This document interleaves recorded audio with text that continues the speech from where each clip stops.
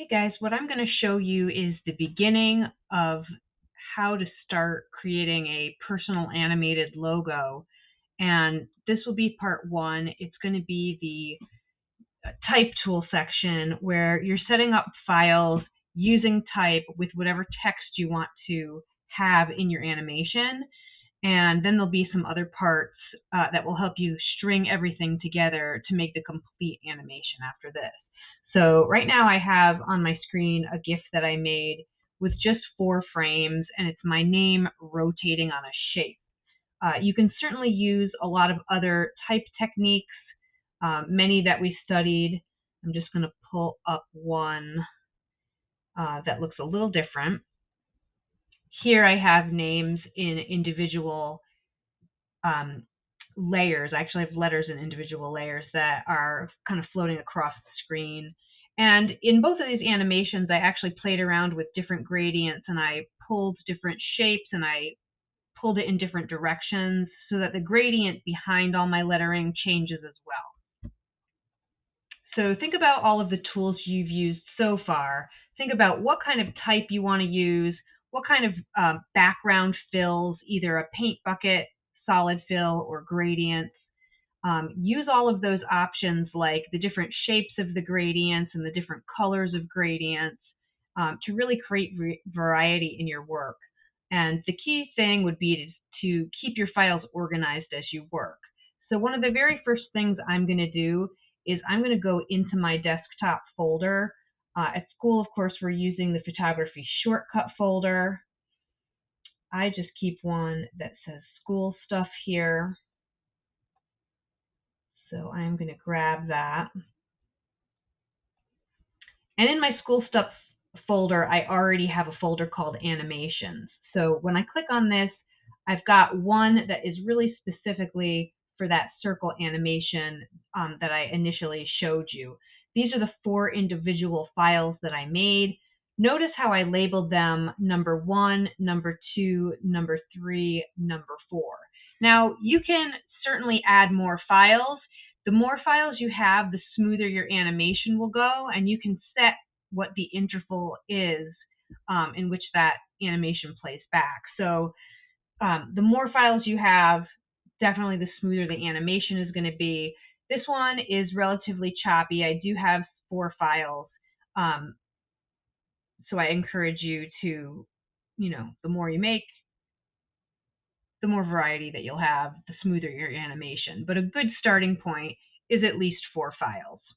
So I'm going to go back a step here in my animations folder, and I'm going to make a brand new file. So this one is going to be a new folder. This will be animation demo, but name it something that you're going to remember that will be helpful to you. And I'll start saving all of my files right in here as I go. So I'm going to go into Photoshop and start my first file by going to File, New.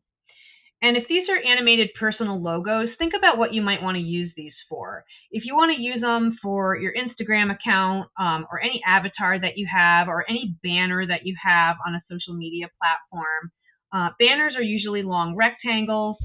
Instagram or avatars might need square formats. So I already have a 6x6-inch document that I've been working with. So if I want to use this as an avatar or post this on Instagram, square format is typical there. So I'll go in here and I'll just title my work ahead of time, Demo Miss I, because I'm actually going to do my name here. And this is going to be my first file out of 4. So I'm going to go ahead and hit create. So I have this nice empty document. Get rid of my timeline. We'll use that later.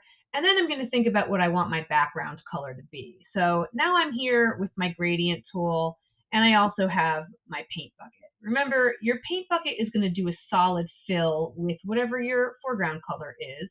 So that's my nice solid fill if I want to go with a background like that. Or I could certainly right-click, grab my gradient tool, and choose from a number of gradients that I have up here as presets. So I'll choose something pretty bold so it's easy for you to see, and I'll click and drag across. Remember, with that gradient tool, you have a lot of shapes up here. You can try out some of these different shapes, diamonds, and this might be something that you think about changing in each file, so that also adds to your animation in addition to the type that you're going to animate as well. So I could start with a diamond on this one, let's just say. The longer I pull my gradient, the longer I pull it, the more gradual the change is. The shorter I pull it, the more abrupt. So I'm going to pull it kind of long here. And then I'm going to use a shape as my guide. Now, we did all kinds of different typing exercises. We typed on a shape. We typed on the edge of a shape. We created custom paths with the freeform pen tool.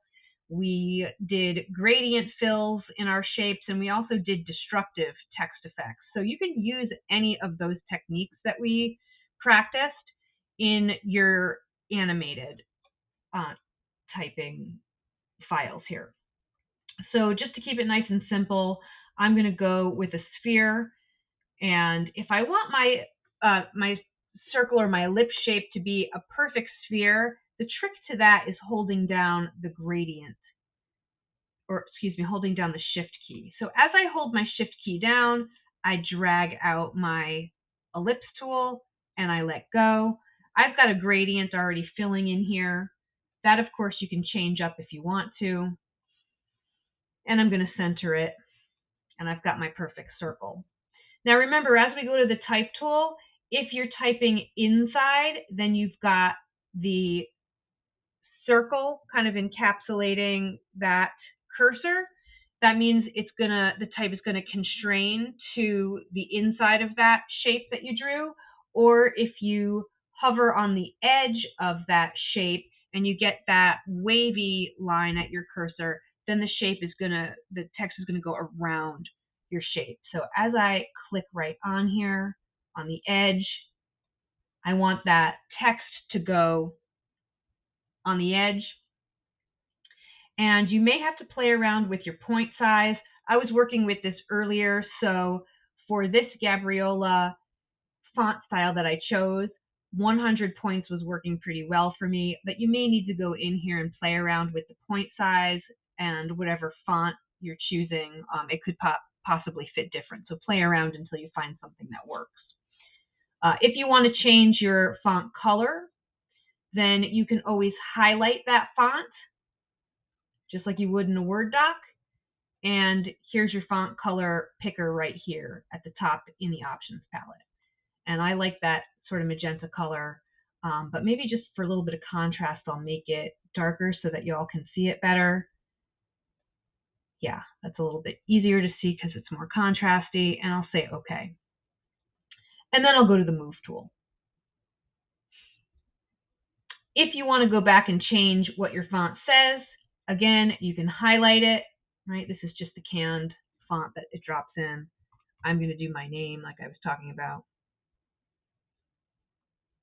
Actually, I think I need to select all so that it deletes over everything that's in there. So that would be, now I can just type in my name. Okay.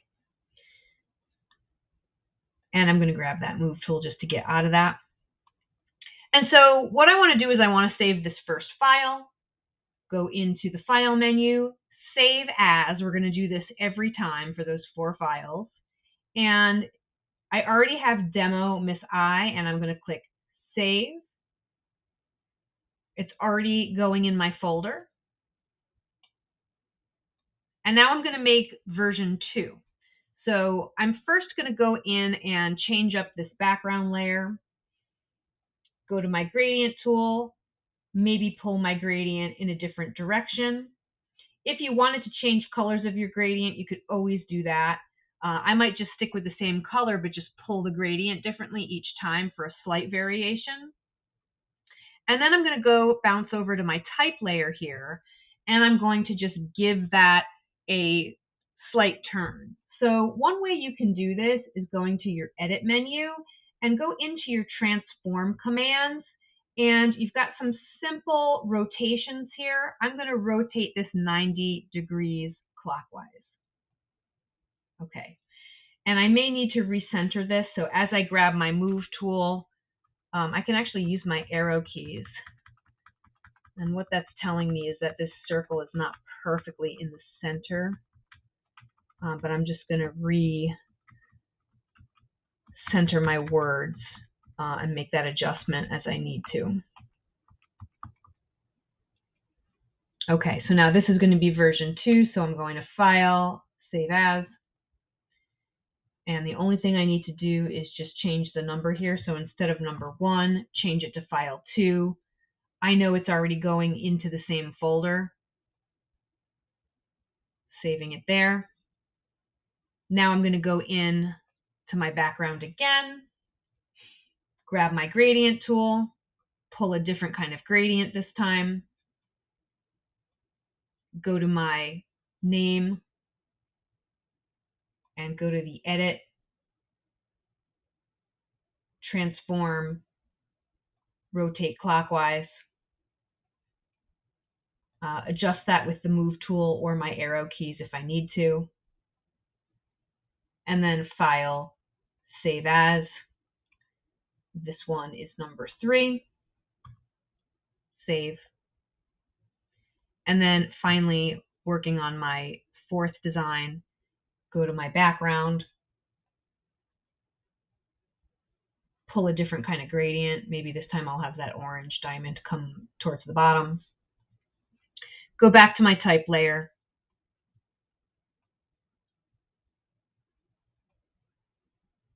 Go to the edit menu, transform, rotate it 90 clockwise again, grab my move tool, readjust,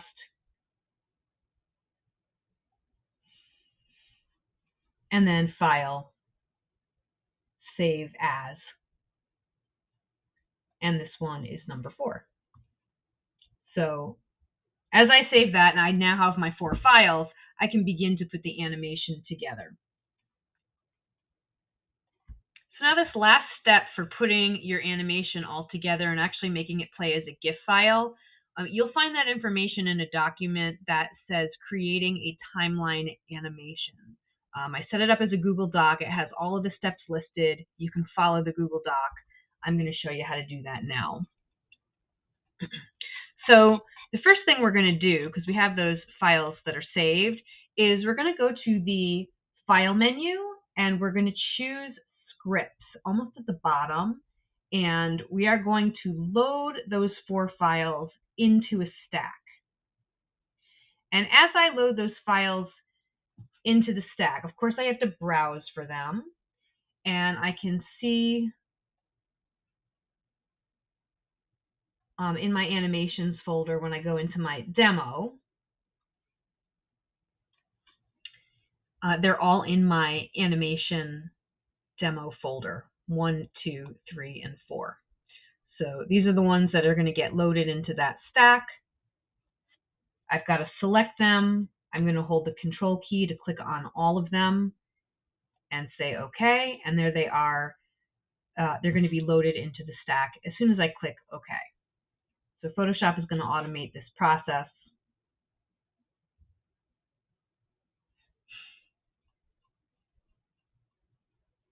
And then we're going to go to the Window menu, and we're going to find the timeline alphabetically. The timeline is going to appear down at the bottom of your screen. And then what we want to do is we want to click this drop down and make sure Create Frame Animation is selected.